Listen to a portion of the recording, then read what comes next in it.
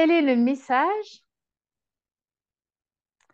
que tu as envie de transmettre au monde et qui résonne le plus avec ta foi et ta mission? Hmm. Moi, le message, c'est que chacun, chacune, sur cette terre, puisse goûter, se rappeler véritablement de qui il est, qui elle est, et d'aller incarner, j'ai envie de dire, sa part divine. C'est vraiment être divinement soi pour se réaliser.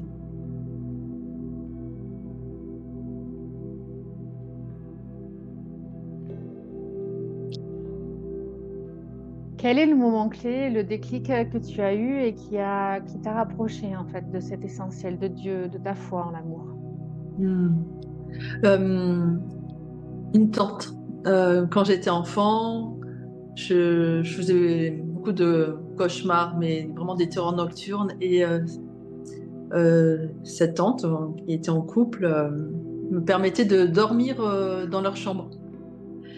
Et j'ai pu rentrer dans ces moments intimes du soir, où en robe de nuit, elle pratiquait sa foi, où elle faisait prière. Mais il y avait vraiment quelque chose de très beau. C'était très intime, très personnel, pas quelque chose de répété. Et, euh, et elle m'a transmis quelque part.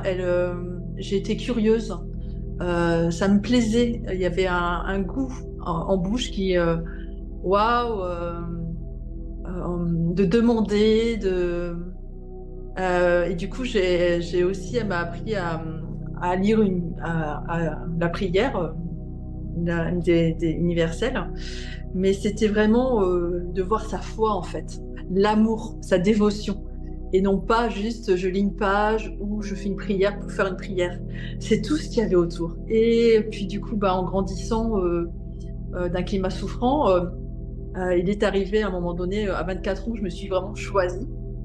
Et quand je me suis choisie, où j'avais envie de partir de cette terre, il s'est passé que j'ai commencé à faire ce voyage intérieur et vraiment d'aller à la rencontre de mon moi supérieur, de mon moi divin.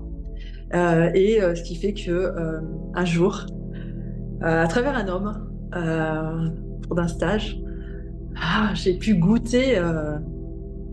Il a dit un mot et c'est venu faire une implosion, explosion en moi.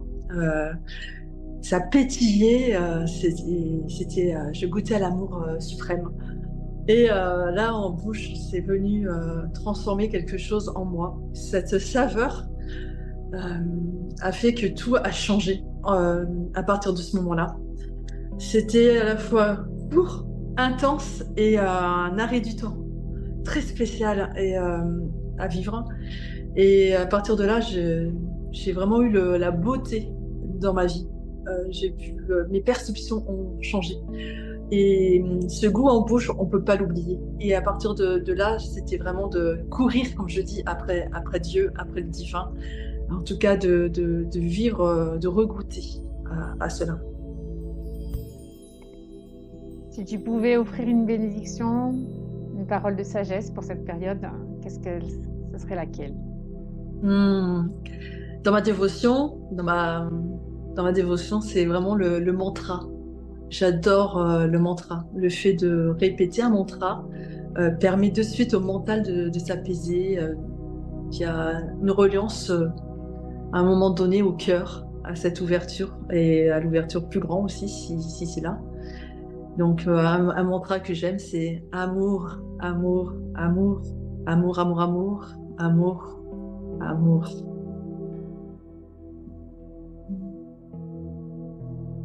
Quelle est ta vision pour un monde où chacun embrasse l'amour, l'espérance pour notre monde de demain? Justement, c'est se rappeler qu'on est tous amour, de rayonner sa magnificence et par ce chemin, dans cette réalisation de soi, euh, j'ai envie de dire, on vient toucher. euh, instinctivement par notre lumière, notre rayonnement, par notre joie euh, d'autres personnes. Et pour moi, le changement, le véritable changement humain, etc., se passe par là. Le changement de soi et, entre guillemets, même si le mot changement, je n'aime pas trop, c'est plutôt se rappeler de soi, d'être créateur en conscience et du coup, automatiquement, notre lumière brille et tel un phare, on éclaire et les autres en goûtent et chacun prend sa place et vit exactement sa propre réalisation à travers ses projets perso et pro. Et ça, j'aime en fait. C'est cet émerveillement de voir que waouh, ça brille et que ça fait par ricochet l'amour, par ricochet. Merci beaucoup. Hmm.